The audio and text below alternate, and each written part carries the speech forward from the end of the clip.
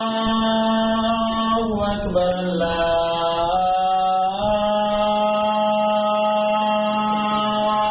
أكبر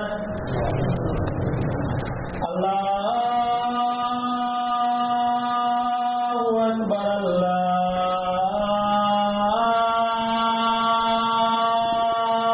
الله أكبر أشهد أن لا إله إلا الله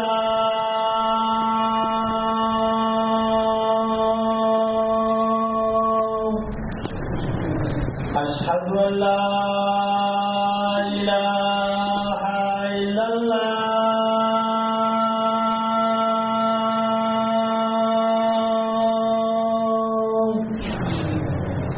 أشهد أن محمدا رسول الله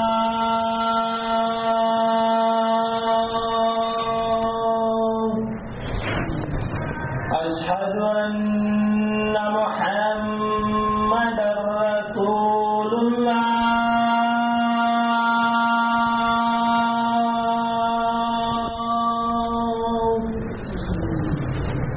حي على الصلاة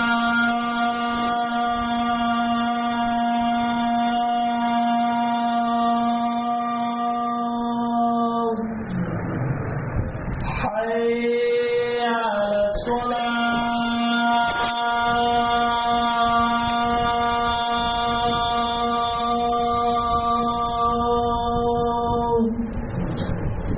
حي على الفلاح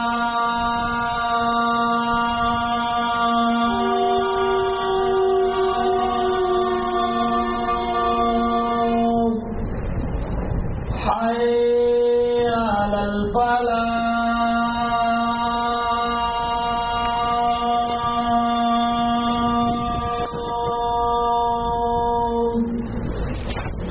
الله أكبر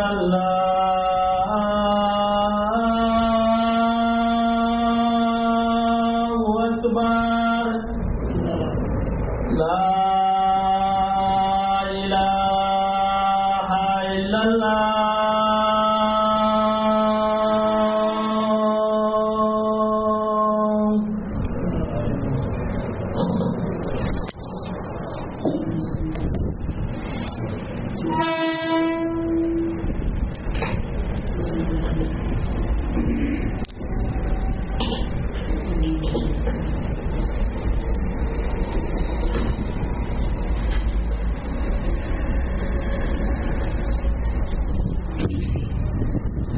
السلام علیکم ورحمۃ اللہ وبرکاتہ.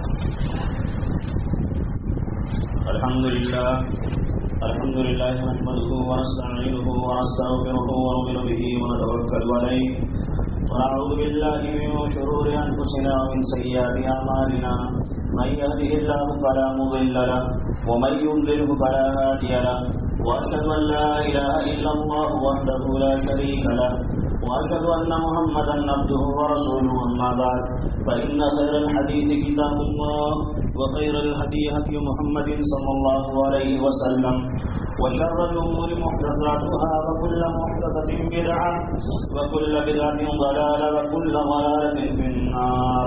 فقد قال الله تعالى بكلامه المجيد والفرقان الحميد. فأعوذ بالله السميع العليم من الشيطان الرجيم. بسم الله الرحمن الرحيم. واتقوا الله الذي تساءلون به والأرحام إن الله كان عليكم رقيبا. حاضرین جمعہ، دینی ملی بھائیوں، بزرگوں اور عزیز ساتھیوں، اولاً تمام قسم کی حمد و ثنا صلی اللہ رب العالمین کے لیے لائق اور زیبا ہے جس نے ہمیں پیدا کیا ہے اور پیدا کرنے کے بعد ہمیں جن جن چیزوں کی ضرورت ہو سکتی تھی اللہ رب العالمین نے وہ ساری چیزیں ہمیں مہیا کی ہیں، انتظام کیا ہے ہمارے لیے اللہ رب العالمین نے. بھوکے ہوتے ہیں تو کھانا مل جاتا ہے، سانس کی ضرورت پڑتی ہے تو آکسیجن لے لیتے ہیں جس کی کوئی لمٹ نہیں ہے.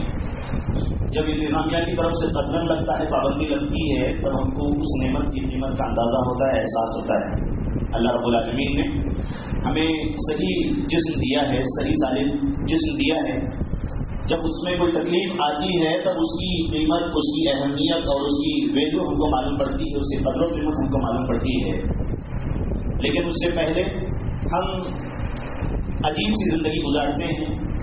دن رات ہم جس چیز کے حاصل میں لگے رہتے ہیں، اللہ رب العالمین نے اس پر معاونت کا وعدہ بھی کیا ہے، ہیلپ کرنے کا وعدہ بھی کیا ہے، کیونکہ اللہ رب العالمین ہمارا رب ہے. رب کس کو کہتے ہیں؟ جو پالنے والا ہے، پرورش کرنے والا ہے، جس نے ہم کو پیدا کیا ہے. یہاں تک کہ جب بچہ نطفے کی شکل میں، پانی کی شکل میں اپنی ماں کے پیٹ میں تھا تو اللہ رب العالمین نے وہاں سے اس کی پرورش کی. ہم ہمیشہ رب کے بارے میں جب سوچتے ہیں تو زمین پر آنے کے بعد سوچتے ہیں، حالانکہ اللہ رب العالمین نے بچے کی پرورش کہاں سے کی؟ جب وہ بچہ ماں کے پیٹ میں تھا، کھانے پینے کا انتظام، وہاں زندگی دی اللہ رب العالمین نے. اور اللہ رب العالمین نے دنیا میں آنے کے بعد جن چیزوں کی ضرورت ہو سکتی ہے، پہننے، اوڑھنے، کھانے پینے، ہر چیز کے اللہ رب العالمین نے ہم کو بے انتہا چیزیں دی ہیں. اور اس کے بعد پھر اللہ رب العالمین نے اتنا ہی نہیں بلکہ ایک جسم کو کھانے پینے کے بعد، پیٹ بھرنے کے بعد سرکشی سوچتی ہے، بدماشی سوچتی ہے. جب پیٹ بھرا ہوتا ہے نا تو بہت زیادہ طغیانی آتی ہے. انا ربکم الاعلی، میں تمہارا رب ہوں کے دعوے، نعرے بلند کیے جاتے ہیں فرعون کی طرف سے اور فرعون جیسے لوگوں کی طرف سے. لیکن ایسے میں ہم کو انسانوں کو ہدایت اور رہنمائی کی ضرورت پڑتی ہے، جس کے لیے اللہ رب العالمین نے بے شمار انبیاء کرام کو اس دار فانی میں مبعوث فرمایا، جس کی سب سے آخری کڑی ہمارے نبی آخر الزمان جناب محمد رسول اللہ صلی اللہ علیہ وسلم. بے انتہا کوشش کی اللہ کے رسول صلی اللہ علیہ وسلم. جو نظام، جو انصرام، جو باتیں زمانے جاہلیت میں اچھی تھیں، اللہ کے رسول صلی اللہ علیہ وسلم نے کہا صحابی سے کہ اسلام نے اس کو زندہ رکھا ہے، باقی رکھا ہے، ختم نہیں کیا ہے. میں، آپ، ہم سب کے ساتھ کوشش کرتے ہیں کہ ہماری ضرورتیں پوری ہو جائیں. ہم اپنے بچوں کو، خاص طور پر اپنی جسمانی ضروریات کو، اس کے بعد پھر اہل و عیال اور اس کے بعد والدین اور سارے رشتے دار جو ہیں اپنے پڑوس میں اور احباب میں جن چیزوں کی ضرورتیں ہو سکتی ہیں ان کی ضرورتوں کو پورا کر سکیں. لیکن صرف بات ماننے کی ہے. اگر ہم نے کاغذ کو یہ سوچ کر اہمیت دے دی کہ اس پر گورنر کی سائن ہے تو اس کے لیے وہ نوٹ ہم اس کو مانتے ہیں، نوٹ کی روپیز کی شکل میں اہمیت دیتے ہیں، ورنہ وہ کاغذ کا ٹکڑا ہے.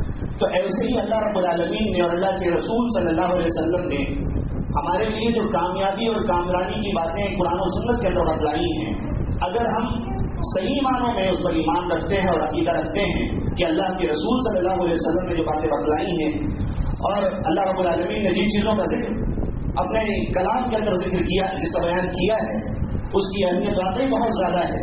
اور ہمارے اوپر واجب ہے، اس بات کا حق بنتا ہے بندہ ہونے کے ناطے، اللہ رب العالمین کا غلام ہونے کے ناطے کہ ان باتوں کو سنا جائے اور فالو کیا جائے. ہم رسمی طور پر جمعہ کے دن حاضر ہوتے ہیں اور یہی نہیں، ہر جگہ یہی معاملہ ہے، میرا، آپ کا، ہم سب کا، ہم سارے مسلمانوں کا یہی حال ہے. ساری باتیں سنتے ہیں، ایک کان سے سنتے ہیں، دوسرے کان سے نکل جاتی ہے باتیں. ڈاکٹر کے پاس جاتے ہیں، بیمار ہوتے ہیں تو ڈاکٹر ہم کو پوڑیاں باندھ کر دیتا ہے دوا کا، اور اس کے بعد پھر اس کو ہم برابر اہتمام کے ساتھ کھاتے ہیں. تو اللہ اور اس کے رسول نے جو سماجی بیماری میرے بھائیوں جو پنپ رہی ہے ہمارے معاشرے میں، اللہ اور اس کے رسول صلی اللہ علیہ وسلم نے اس کا فریاد کیا ہے. میں بہت کوشش کرتا ہوں، آپ بہت کوشش کرتے ہیں، ہماری بہنیں، ہماری ماں سب کوشش کرتے ہیں کہ ہماری روزی میں برکت آئے. جو یہ دعویٰ کرتا ہے کہ اس کو زندگی سے پیار نہیں ہے، ایسا آدمی بھی لمبی عمر کی، صحت اور صحیح سلامتی والی زندگی کی امید اور تمنا کرتا ہے. اللہ کے رسول صلی اللہ علیہ وسلم نے ایک نہایت ہی سنگین اور سماج کی جو بنیادی ضرورت ہے اس کی طرف نشاندہی کی ہے. عقیدے کے بعد اللہ رب العالمین نے خود آگے چل کر اس پر زور بھی دیا ہے، ورنہ ہمارے سماج کی بنیاد باقی نہیں رہے گی، ختم ہو جائے گی. اتنا سنگین موضوع ہے، لیکن وقت بہت نازک اور مختصر سا ہمارے پاس موجود ہے. اس کم وقت میں انشاءاللہ آپ کے سامنے کچھ باتیں کتاب و سنت کی روشنی میں رکھنے کی کوشش کروں گا. اور اللہ رب العالمین سے دعا ہے کہ جو باتیں آپ کے سامنے رکھی جائیں ان کو چننے اور چھاڑنے کے بجائے ان کو اپنا خود کو مخاطب سمجھے. یہ سمجھے کہ مجھے ایڈریس کیا جا رہا ہے، مجھے اللہ رب العالمین مجھ سے باتیں کر رہا ہے. ہم نے آج جو کتاب اللہ اور سنت رسول اللہ کی باتیں سننی ہیں اس کو یہ دیکھ کر سننا ہے، سمجھنا ہے کہ اس کا مخاطب اولین میں ہوں. ہم اپنی انا کی خاطر، اپنی ذات کی خاطر، اپنی ایگو کی خاطر اللہ اور اس کے رسول کے حکم کو ایک سائڈ میں نہیں رہ سکتے. ہم نے اللہ اور اس کے رسول پر ایمان رکھا ہے اور اس کا کلمہ پڑھا ہے. اللہ رب العالمین نے قرآن کے اندر حکم دیا ہے اہل ایمان کو، اور سورہ نساء کی ایک آیت جو خطبہ مسنونہ کے بعد آپ کے سامنے پڑھی گئی ہے، اللہ رب العالمین نے اس پر ذکر کیا ہے کہ وَاتَّقُوا اللَّهَ الَّذِي تَسَاءَلُونَ بِهِ وَالْأَرْحَامَ إِنَّ اللَّهَ كَانَ عَلَيْكُمْ رَقِيبًا، کہ اس اللہ رب العالمین سے پرہیز اختیار کرو، ڈرو، اللہ رب العالمین کا تقوی اختیار کرو. کس سے؟ الذین تساءلون به والارحام ان اللہ کان علیکم رقیبا، تم آپس میں ایک دوسرے سے سوال کرتے ہو ہیلپ کی، اور اس کے بعد پھر اللہ رب العالمین نے جو تمہارے درمیان رشتے ناطوں کو قائم کیا ہوا ہے اس کے بارے میں بھی اللہ رب العالمین سے ڈرتے رہو، پرہیزگاری اختیار کرو. اللہ رب العالمین سپروائزر ہے، سپر نگرانی کر رہا ہے اللہ رب العالمین. ہم سب تاجر ہیں، بزنس ہے، جاب سے کہیں نہ کہیں ہم مشغولیات سے جڑے ہوئے ہیں، اور اس میں جب نگرانی جڑ جاتی ہے تو کام میں تیزی آ جاتی ہے، کام میں بڑھوتری ہوتی ہے، خوبصورتی آتی ہے، بہتری آتی ہے. اللہ رب العالمین ہمارے ذہنوں کو اس طرف مائل کر رہا ہے کہ اللہ رب العالمین ہمارے اوپر نگہبان ہے، وہ دیکھ رہا ہے کہ ہم کیا کام کر رہے ہیں. اللہ رب العالمین سے کوئی پوچھنے والا نہیں. اللہ رب العالمین نے کہا اللہ خود ہم سے پوچھے گا. اللہ رب العالمین نے ہم کو اس زمین پر پیدا کیا، اور پیدا کرنے کے بعد معاشرے میں ہم کو رکھا ہے. اس لیے اللہ کے رسول نے فرمایا کہ ایسے اعمال جو لوگوں کے درمیان میں رہ کر کیے جاتے ہیں اللہ رب العالمین کے نزدیک کو بہت زیادہ پسندیدہ ہے. ایک وہ شخص جو لوگوں کے معاشرے سے کٹ کر رہتا ہے، تج کر الگ ہو جاتا ہے، جسے ریویج کا واقعہ تھا. ایک کٹیا بنا کر وہ رہتے تھے اور عبادت کرتے تھے، اللہ کے نہیں بندے، بنی اسرائیل کا مشہور واقعہ ہے. لیکن اللہ کے رسول صلی اللہ علیہ وسلم نے کہا ہے کہ اس امت کے اندر ایسا معاملہ نہیں ہے جس طرح عیسائی لوگ کرتے ہیں، الگ کٹ کر عبادت کرتے ہیں. ایسا معاملہ نہیں ہے مسلمانوں کے لیے. مسلمانوں کا معاملہ کیا ہے؟ وہ لوگوں کے بیچ میں رہتے ہیں، سماج کے درمیان میں رہتے ہیں، اپنی ذمہ داریوں کو ادا کرتے ہیں، کام کاج میں لگے ہوتے ہیں، پھر عبادت کا وقت آتا ہے اس میں لگ جاتے ہیں، اور اس کے بعد پھر اپنی گھریلو ذمہ داریوں کو ادا کرنے کی کوشش کرتے ہیں. اللہ رب العالمین نے سختی سے اس بات کی طرف نشاندہی کی ہے. اور اس کے بعد پھر اللہ رب العالمین نے سورہ نساء ہی میں آگے چل کر آیت نمبر 36 میں کہا کہ وَاعْبُدُوا اللَّهَ وَلَا تُشْرِكُوا بِهِ شَيْئًا، اس اللہ رب العالمین کی عبادت کرو اور اس کے ساتھ کسی کو شریک نہ ٹھہراؤ، کسی کو پارٹنر نہ بناؤ. اللہ رب العالمین نے دیکھو باتیں واضح کر دی ہیں کہ عبادت صرف اللہ رب العالمین کی ہونی چاہیے. خالص عبادت کس کو کہتے ہیں؟ جو اللہ رب العالمین کی رضا کی خاطر ہو اور اللہ رب العالمین ہی سے ڈر کر یہ کام کیا جاتا ہو. اگر کوئی کسی اور مخلوق سے ڈر کر کرے تو اس کا مطلب اللہ تعالیٰ کی عبادت میں کہیں نہ کہیں کہ ایمان پر اس پر کہیں نہ کہیں کھوٹ پایا جاتا ہے. اللہ رب العالمین نے پہلے عبادت پر زور دیا ہے اور اس کے بعد دوسرے حصے میں حقیقت شرک کی کہ اس کے ساتھ کوئی پارٹنر نہیں ہے، اور اسی چیز کا اقرار ہم کلمے کے اندر بھی کرتے ہیں. اور اس کے بعد پھر اللہ رب العالمین نے اپنے حق کے بیان کرنے کے بعد حقوق العباد میں جن کا ذکر کیا ہے وہ والدین ہیں، ماں باپ ہیں. ماں باپ کے ساتھ احسان کا سلوک کرنے کے لیے اللہ رب العالمین نے کہا ہے. احسان کا مطلب یہاں پر احسان جتلانا نہیں ہے. عربی میں احسان کا مطلب یہاں پر ان کے ساتھ اچھا سلوک کرنا ہے، اچھے سے معاملات کو پیش لانا ہے. ماں باپ کی جو عزت کرنی ہے، جو تکریم کرنی ہے، جو احترام کرنا ہے، جو ان کو وقار دینا ہے، ہر چیز پر فوقیت دینا ہے کریشن کے اندر. ہم سب کے ماں باپ نہایت ہی احترام اور عزت کے لائق ہیں. جن کے والدین زندہ ہیں اللہ رب العالمین ان کو سلامتی دے، ان کو تمام بیماریوں سے محفوظ رکھے، اور جو گزر چکے ہیں اللہ رب العالمین ان کی مغفرت فرمائے. اس کے بعد پھر اللہ رب العالمین نے وہ بھی ذی القربیٰ، اللہ رب العالمین نے کہا کہ والدین کے بعد رشتہ داروں کا حق ہے. صلہ رحمی میں اللہ رب العالمین نے ذکر کیا ہے کہ رشتے کو جوڑنے والے میں سب سے پہلا وہ حصہ ہے رشتے کا جس کو والدین کے نام سے ہم جانتے اور سمجھتے ہیں. اور سماج کا ہر شخص آج بیٹا ہے تو کل اس مرحلے کو گزرنے والا ہے، آج بچی ہے تو کل وہ اس لیول کو حاصل کرنے والی ہے. اور پھر کہیں نہ کہیں یہ تانا بانا ہمارا جو سماج کا بنا ہوا ہے رشتوں سے جڑا ہوا ہے.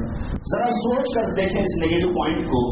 اگر ایک شخص اس بنا پر اپنی ذمہ داری کو ادا کرنے سے گھبراتا ہے اور بھاگتا ہے کہ میں رشتہ داری کو نبھاؤں، تو آپ خود سمجھ سکتے ہیں کہ کس طرح سے معاملہ بگڑا ہو جائے گا، خراب ہو جائے گا. وائرنگ کہیں اگر کنیکشن خراب ہو تو کیسے ہم کو محسوس ہوتا ہے کہ یا پنکھا نہیں چل رہا ہے یا لائٹ نہیں چل رہی ہے. تو ایسے ہمارے سماج کا معاملہ ہے. اللہ رب العالمین نے اسی لیے اس تانے بانے کو بار بار قرآن کے اندر ذکر کیا ہے. اس کے بعد پھر اللہ رب العالمین نے سورہ رات کے اندر آیت نمبر 19 سے لے کے 25 تک ذکر کیا ہے. فرمایا ہے کہ افمن یعلم انما انزل الیک من ربک الحق کمن هو اعمی انما یتذکر اولو الالباب. اللہ تعالیٰ نے یہاں پر بیان فرمایا ہے قرآن کی آیت میں کہ اللہ رب العالمین نے جو آیتیں نازل فرمائی ہیں اس کو واضح کر دیا ہے اور یہ حق باتیں اللہ رب العالمین کی طرف سے نازل کرتا ہے. تو کیا آپ کو یہ لگتا ہے کہ دونوں جو اس بات پر ایمان رکھتا ہے جس کے سامنے اللہ رب العالمین کی باتیں واضح اور کھلی ہیں, اور وہ شخص جس کے اوپر یہ باتیں واضح اور کھلی نہیں ہیں, دونوں برابر ہو سکتے ہیں؟ کیسے برابر ہو سکتے ہیں؟ اس کے بعد پھر اللہ رب العالمین نے فرمایا ہے کہ انما یتذکر اولو الالباب, اس میں نصیحت حاصل کرنے والے لوگ کون ہیں؟ جو عقل مند ہیں. اللہ رب العالمین نے عقل مندوں کو ان آیتوں کی طرف ابھارا ہے اور اکسایا ہے کہ عقل مند لوگ جو ہیں اللہ رب العالمین کے احکام کو پر عمل پیرا ہونے کی کوشش کرتے ہیں.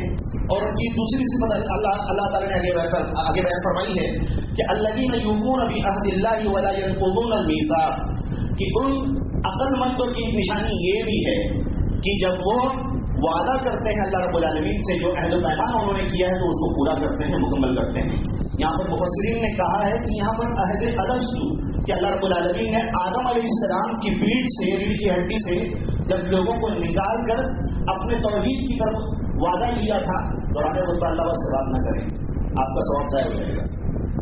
اس کے بعد پھر اللہ رب العالمین نے جو وعدہ لیا تھا, اللہ رب العالمین نے اس وعدے کی طرف اشارہ لیا ہے کہ لوگ زمین پر آنے کے بعد اللہ رب العالمین کی عبادت کریں گے, اللہ رب العالمین کو مانیں گے, اسی کی پرستش کریں گے, اس کی طرف اشارہ ہے.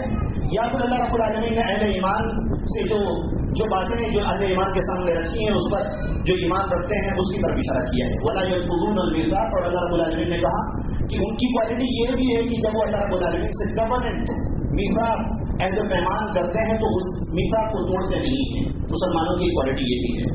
اس کے بعد پھر اللہ رب العالمین نے جو ہمارا اصل موضوع ہے والذین یصلون ما امر اللہ به ان یوصل ویخشون ربهم ویخافون سوء الحساب. اللہ رب العالمین نے اس کے بعد کہا کہ ایسے لوگ ہیں یہ لوگ کہ اللہ رب العالمین نے جن چیزوں کو جوڑنے کا حکم دیا ہے اسے جوڑتے ہیں, اسے توڑتے نہیں ہیں, اور وہ اپنے رب سے خشیت اپناتے ہیں, ڈرتے ہیں. ان کے یہاں پر اللہ رب العالمین کا خوف پایا جاتا ہے. ویخافون سوء الحساب, اور ان عقل مندوں کی نشانی یہ بھی ہے کہ وہ اللہ رب العالمین کے یہاں پر اپنے برے حساب سے ڈرتے ہیں. ایسے لوگ جو صبر کرتے ہیں اللہ رب العالمین کی رضا کی خاطر اور نماز کا قیام کرتے ہیں, اور اللہ رب العالمین نے جن چیزوں کو دیا ہے وہ اعلانیہ طور پر اور چھپے طور پر خرچ کرتے ہیں, اور برائی کا بدلہ اچھائی سے دیتے ہیں, ایسے لوگوں کے لیے بہترین انجام ہے. اور اس انجام کو اللہ رب العالمین نے آگے جنت کی شکل میں بیان فرمایا ہے. سامعین کرام, ان آیت میں اللہ رب العالمین نے آیت نمبر 19 سے 25 کے بیچ میں اگر غور کریں تو اللہ رب العالمین نے عقل مندوں کا ذکر کیا ہے. اس کے بعد دوسرا نقطہ جو اللہ رب العالمین نے بیان فرمایا ہے کہ ان کے یہاں پر عہد و پیمان پایا جاتا ہے. ان کے یہاں پر شبدوں کی ویلیو ہوتی ہے, الفاظ کی قیمت ہوتی ہے. منہ سے کچھ بھی نکل گیا ایسا نہیں ہے, چاہے معاملات ہو, چاہے رشتہ داری ہو, کہیں بھی ہو, عہد و پیمان کو باقی رکھتے ہیں. اور ان کی کوالٹی اللہ رب العالمین نے یہ بھی بیان فرمائی ہے کہ وہ رشتوں کو جوڑنے والے ہیں. تو ایسے لوگ عقل مند ہیں. پھر آگے چل کر اللہ رب العالمین کی چیز کا ذکر کر رہا ہے, صبر کا ذکر کر رہا ہے, اور اس کے بعد پھر اچھائی کا برائی کا بدلہ اچھائی سے دینے کے لیے ابھار رہا ہے. اس میں اشارہ ہے کہ ہو سکتا ہے بندہ جب نیک کام کرتا ہو, اچھے کام کرتا ہو, تو اس کو تکلیف ہو سکتی ہے, صبر کرنا پڑے گا. چاہے وہ خرچ کر رہا ہو, چاہے وہ نماز پڑھ رہا ہو, چاہے وہ عہد و پیمان کو فالو کر رہا ہو, اس کو مضبوطی سے تھامے ہوئے ہو, یا وہ رشتہ داری نبھا رہا ہو, اس کے یہاں پر رشتہ داری نبھانے کا معاملہ بہت زیادہ سنجیدہ ہے. وہ اس کو پروپر کرنے کی کوشش کرتا ہے, ادائیگی اس کی صحیح کرنے کی کوشش کرتا ہے. لیکن ایسا شخص اگر وہ مشکلوں کا سامنا کرتا ہے تو وہ ہمت نہیں ہارتا, وہ اس کو مکمل طریقے سے اپنانے کی کوشش کرتا ہے. سامنے کرام اس طرح کی بے شمار آیات اللہ رب العالمین نے اپنے کلام کے اندر اور اللہ کے رسول صلی اللہ علیہ وسلم نے اپنے فرمان کے اندر بیان فرمائی ہے. لہذا میری اور آپ کی ذمہ داری ہے کہ ہم کو اس کی اہمیت کو سمجھتے ہوئے اپنی زندگی میں اس کو مضبوطی سے تھامنے کی ضرورت ہے. اگر کوئی شخص صلہ رحمی کو اپناتا ہے تو اس کی فوائد کیا ہے, مشہور ہے. ہم دن رات جس چیز کے حصول کی کوشش کرتے ہیں, اللہ کے رسول صلی اللہ علیہ وسلم کے زبان مبارک سے وہ چیز ادا ہو گئی ہے, اور جناب محمد رسول اللہ صلی اللہ علیہ وسلم نے اس کا وعدہ لیا ہے.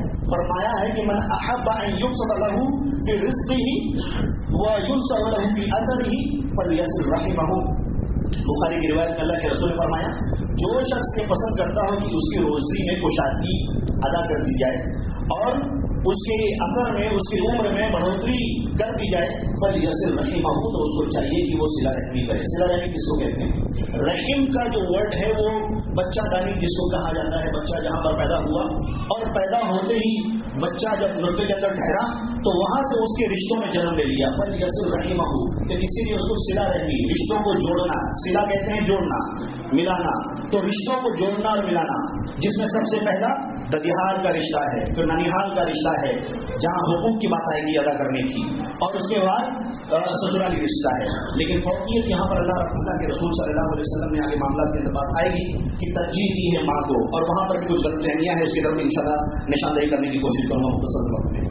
یہاں پہلا فائدہ اللہ کے رسول صلی اللہ علیہ وسلم بیان فرما رہے ہیں کہ روزی میں کشادگی ہوگی.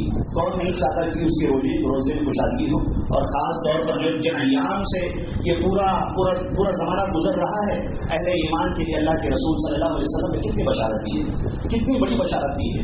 میرے لیے اور آپ کے لیے کہیں کوئی راہ فرار نہیں ہے کہ ہم اللہ اور اس کے رسول کے احکام کو سائڈ میں کر کے ہم دل رات کوشش کریں اور سوچیں کہ برکتیں حاصل ہو جائیں. اللہ کے رسول صلی اللہ علیہ وسلم نے فرمایا ہے کہ جو میری سنتوں کی مخالفت کرے گا اس کو ذلت کا سامنا کرنا ہوگا. ایسی امتوں پر اللہ رب العالمین ذلت اور رسوائی کو تھوپ دیتا ہے.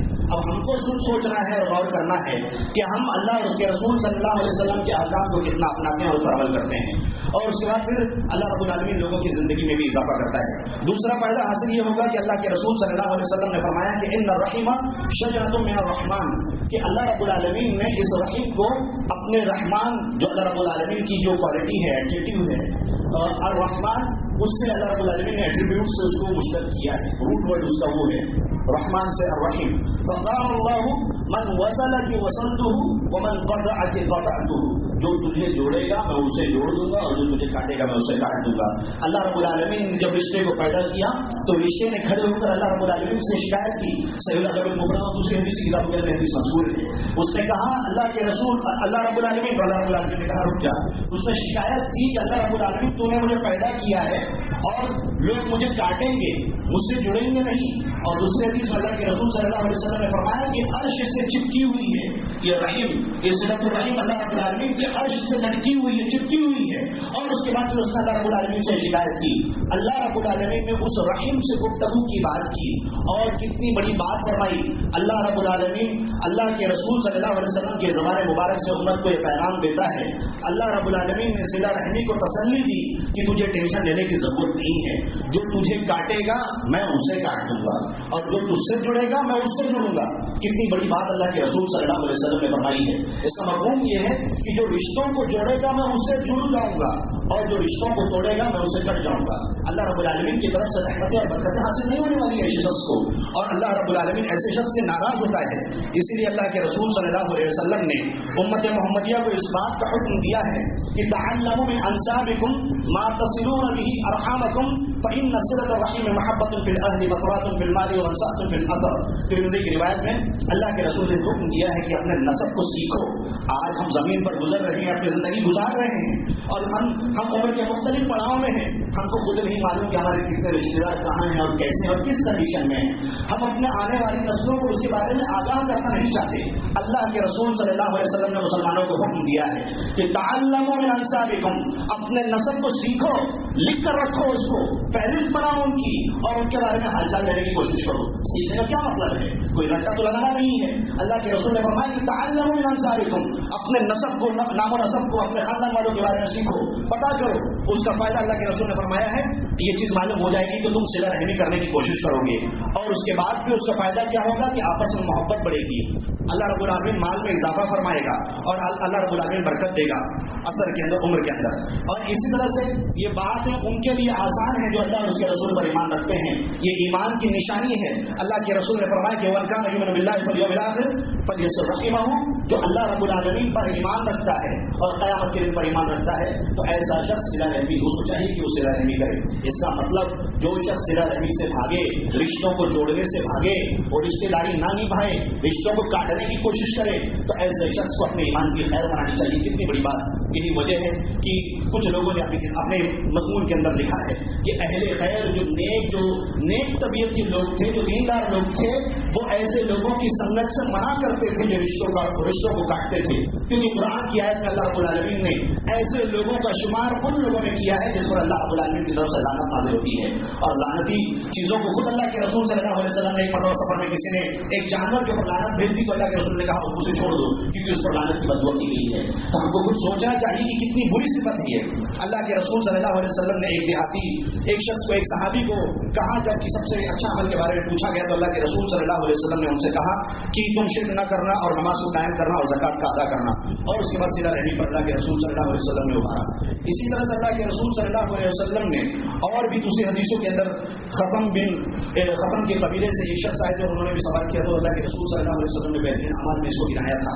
اور اگر آپ کو یہ دیکھنا ہے کہ اس کا سب سے بڑا نقصان کیا ہے, اللہ کے رسول صلی اللہ علیہ وسلم نے اور اللہ رب العالمین نے قرآن کے اندر ذکر کیا ہے سورہ رات کے اندر کہ یہ لعنت کا سبب ہے. اللہ رب العالمین نے کہا کہ والذین ينقضون عهد الله من بعد ميثاقه ويقطعون ما امر الله به ان يوصل ويفسدون في الارض اولئک لهم اللعنة ولهم سوء الدار. اللہ رب العالمین نے کہا ہے کہ جب ان کو زمین پر اختیار حاصل ہو جائے گا تو یہ زمین پر فتنہ و فساد پھیلائیں گے اور یہ رشتے ناطوں کو توڑیں گے. تو اللہ رب العالمین نے یہاں پر ان لوگوں کا ذکر کیا ہے کہ یہ لعنتی لوگ ہیں. اور اس کے بعد پھر اللہ کے رسول صلی اللہ علیہ وسلم نے حدیث میں کہا کہ جنت کے اندر رشتوں کو توڑنے والا داخل نہیں ہوگا. اور اسی طرح سے اللہ کے رسول صلی اللہ علیہ وسلم نے تیسری حدیث کے اندر ارشاد فرمایا کہ اللہ رب العالمین کسی گناہ کے عذاب میں پنشمنٹ میں تاخیر نہیں کرتا. صرف 2 گناہ ایسے ہیں جن کو اللہ رب العالمین فوراً اس کی سزا دے دیتا ہے. یعنی اس بندے کے مرنے اور قبر میں جانے کا انتظار نہیں کیا جاتا, اس کی زندگی میں اللہ رب العالمین تاخیر کرتا ہے, جلدی کرتا ہے تاکہ بندے کو سزا مل جائے. پہلی چیز تو یہ ہے کہ البغی, حد سے آگے بڑھ جانا, ٹرانسگریشن, لمٹ کو کراس کرنا. اور دوسرا ہے قطیعۃ الرحم, رشتوں کو کاٹنے والا شخص. اس لیے دیکھیے آج ہم میں سے ہر شخص پریشان حال ہے. اس کے بعد پھر اللہ کے رسول صلی اللہ علیہ وسلم کی ایک حدیث ہمیں سماعت پر فرمائی کہ اللہ رب العالمین رشتوں کو کاٹنے والے کے بارے میں کیا فرماتا ہے. اور ایک اور حدیث میں اللہ کے رسول نے فرمایا ہے کہ ایسے رشتے کے کاٹنے والوں کے اعمال کو اللہ رب العالمین قبول نہیں فرمائے گا. ان اعمال بنی آدم کو کل خمیس لیلۃ الجمعہ کی, جمعہ کی رات یعنی جو رات گزر چکی ہے, ہر جمعہ کی رات کو بندوں کے اعمال کو اللہ رب العالمین کے دربار میں پیش کیا جاتا ہے, اپنی آدم کے اعمال کو. اور ایسے شخص کے بارے میں اللہ کے رسول نے فرمایا کہ فلا یقبل عمل قاطع الرحم, رشتوں کو توڑنے والے بندے کے عمل کو اللہ رب العالمین قبول نہیں کرتا ہے. ہماری انا بہت زیادہ ہے, ہم اللہ اور اس کے رسول کے حکم کے مقابلے میں ہم بہت زیادہ حیرت کی بات ہے کہ ہمارا فون نہیں اٹھایا, ہم کو انوائٹ نہیں کیا, ہم نے اتنے سال اس سے رشتے ناطے باقی رکھنے کی کوشش کی, لیکن اس کا معاملہ اتنا بیکار ہے کہ اللہ کی بات ہم سے سیدھے منہ بات نہیں کرتا ہے. یہ چھوٹی ہم نے اس سے بچپن میں بچیوں کی اور بھائی کی, بچے کی مطلب نکاح کی بات کی تھی. ان ساری اتنی چھوٹی باتوں کو لے کر آج ایک ایمان والا اپنے دوسرے ایمان والے بھائی سے کٹ گیا ہے اور الگ ہو گیا ہے. کتنے افسوس کی بات ہے. اللہ کے رسول کی یہ بات, اللہ رب العالمین کی یہ بات اس شخص کے لیے بھی ہے جو ایمان والا ہے, جو عمل کرنے والا ہے اور جس کے ساتھ معاملہ کیا جانے والا ہے. کتنی بڑی بات ہے. اگر سیرت صحابہ کرام رضوان اللہ علیہ مجمعین کو دیکھیں گے تو اللہ کے رسول صلی اللہ علیہ وسلم کی تربیت یافتہ صحابہ کرام تھے تو کتنی سختی سے انہوں نے اس پر عمل کیا ہے. ہر شخص کو اپنی بیٹی چاہیتی ہے. واقعہ عفق مشہور ہے. عفق کا واقعہ جو ہم سب کی ماں حضرت عائشہ صدیقہ رضی اللہ تعالی عنہا کے اوپر جو الزام لگایا گیا تھا, جس میں ہم سب کے چہیتے, ہم سب کے پیارے رسول صلی اللہ علیہ وسلم 1 مہینے تک تکلیف جھیلتے رہے. اللہ کے رسول صلی اللہ علیہ وسلم کی چہیتی بیوی حضرت عائشہ رضی اللہ تعالی عنہا کے اخلاق پر الزام لگایا گیا تھا اور اللہ کے رسول صلی اللہ علیہ وسلم پریشان تھے. ماں باپ نے بھی حضرت عائشہ رضی اللہ تعالیٰ عنہ سے کہا کہ اگر غلطی ہو گئی ہو تو معافی مانگ لو, انسان ہے غلطی ہو سکتی ہے, لیکن ہماری ماں پاک دامن تھی. اللہ رب العالمین نے جب برات کا ان کے سلسلے میں, ان کی پاک دامنی کا کے سلسلے میں جب آیات نازل فرمائی تو اللہ کی پناہ ایسے صحابہ کرام جو بیچارے سادہ لوگ تھے, ہماری طرح اور آپ کی طرح عقل مند اور ہوشیار نہیں تھے, جو دنیاوی معاملات میں ہم اتنے ٹوٹکے اور تعویل اور ایکسکیوز کا استعمال کرتے ہیں. حضرت مصطفیٰ رضی اللہ تعالیٰ عنہ جو حضرت ابو بکر صدیق رضی اللہ تعالیٰ عنہ کے خالہ زاد بھائی تھے, ان کی کفالت کی ذمہ داری اور ان کی طبیعت کی ذمہ داری حضرت ابو بکر صدیق رضی اللہ تعالیٰ عنہ نے لے لی تھی اور وہ بہت پریشان حال تھے. لیکن جب الزام تراشی کے ایام تھے تو یہ حضرت مصطفیٰ رضی اللہ تعالیٰ عنہ بھی اس معاملے میں شامل ہو گئے تھے, اس گناہ میں انوالو ہو گئے تھے.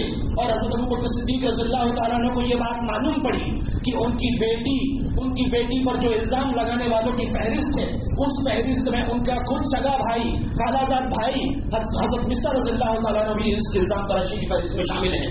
انہوں نے قسم کھا لیا اور اعلان کیا کہ آج سے میں مصطفیٰ کی ذمہ داری میں سے بری ہوں. اللہ رب العالمین کو یہ چیز مناسب نہ لگی. ایک باپ ہونے کے ناطے سے یہ عمل ہونا لازمی تھا کہ حضرت مصطفیٰ رضی اللہ تعالیٰ عنہ کے رد عمل میں حضرت ابوبکر صدیق رضی اللہ تعالیٰ عنہ نے برات کا اظہار کیا تھا. اللہ رب العالمین نے قرآن کی آیت نازل فرمائی وَلَا يَأْتَلِ أُولُو الْفَضْلِ مِنْكُمْ وَالسَّعَةِ أَنْ يُؤْتُوا أُولِي الْقُرْبَى وَالْمَسَاكِينَ وَالْمُهَاجِرِينَ فِي سَبِيلِ اللَّهِ وَلْيَعْفُوا وَلْيَصْفَحُوا أَلَا تُحِبُّونَ أَنْ يَغْفِرَ اللَّهُ لَكُمْ وَاللَّهُ غَفُورٌ رَحِيمٌ. اللہ رب العالمین نے کہا تم تو فضیلت والے ہو, بزرگی والے ہو, تم سے بھی غلطیاں ہوتی ہیں. کیا تم یہ چیز پسند نہیں کرتے کہ اللہ رب العالمین تم دوسرے کی غلطی کو معاف کرو, اللہ رب العالمین تمہاری غلطیوں کو معاف کرے گا. آج ہم نے لوگوں کے اکاؤنٹنٹ بنے ہوئے ہیں لوگوں کے معاملات کے سلسلے میں. ہم اپنے غلطیوں کے بارے میں سوچتے نہیں ہیں. اللہ کے رسول صلی اللہ علیہ وسلم کے پاس بھی ایسا ایک شخص آیا تھا. اس نے کہا تھا اللہ کے رسول صلی اللہ علیہ وسلم میرا ایک رشتے دار ہے, میں اس کے ساتھ اچھا سلوک کرتا ہوں, اس کے ساتھ اچھا بہیو کرتا ہوں, لیکن اس کا معاملہ میرے رشتے داری کے سلسلے میں بہت ہی خراب ہے, بہت ہی عجیب ہے. اللہ کے رسول نے فرمایا کہ بات اگر اسی طرح جس طرح تم نے کہی ہے تو تم نے اس کے منہ پر گرم ریت پھینک دی ہے, یعنی وہ شخص جہنم کا ٹھکانہ, جہنم اس کا ٹھکانہ ہو سکتا ہے. اللہ کے رسول صلی اللہ علیہ وسلم نے کہا لیکن تم نیکیاں کرتے جاؤ کیونکہ اللہ رب العالمین تمہاری مدد کے لیے ایک فریضہ تمہارے ساتھ مقرر کر دے گا. سوچنے کی بات ہے. اور اللہ کے رسول صلی اللہ علیہ وسلم نے ہم جو کیلکولیشن کرتے ہیں فائدہ بینیفٹ اور نقصان کا, اللہ کے رسول نے فرمایا کہ لیس الواصل بالمکافی, یہ رشتے داری جو ہے نا یہ نفع اور نقصان کی بات نہیں ہے کہ وہ میرے ساتھ اچھا سلوک کرے گا تو میں اس کے ساتھ اچھا سلوک کروں گا. بدلے والی چیز کا نام رشتے داری نہیں ہے, بدلے والی چیز کا نام رشتے داری نہیں ہے. اس لیے اللہ کے رسول صلی اللہ علیہ وسلم نے دوسری حدیث کے اندر ارشاد فرمایا کہ افضل الصدقہ, یہ سب سے بہترین صدقہ ہے کہ ہم ایسے رشتے دار کے اوپر خرچ کریں وہ بہت لالچی ہے, ہم کو معلوم ہے کہ وہ ہمارے لیے نقصان کی باتیں کرتا ہے, ہمارے کیریکٹر پر انگلی اٹھاتا ہے, لیکن اللہ کے رسول صلی اللہ علیہ وسلم نے فرمایا کہ سب سے بہترین صدقہ ہے. اور ایک حدیث بیان کر کے میں اپنی بات کو ختم کرنے کی کوشش کروں گا, باتیں بہت زیادہ ہیں. اللہ کے رسول صلی اللہ علیہ وسلم نے فرمایا کہ بلو ارحامکم ولو بالسلام, اپنے رشتے داروں کو اپنے رحم کے جو سلسلے ہیں ان کے درمیان سلامتی کے سلام کے ذریعے سے اس میں نمی لاؤ.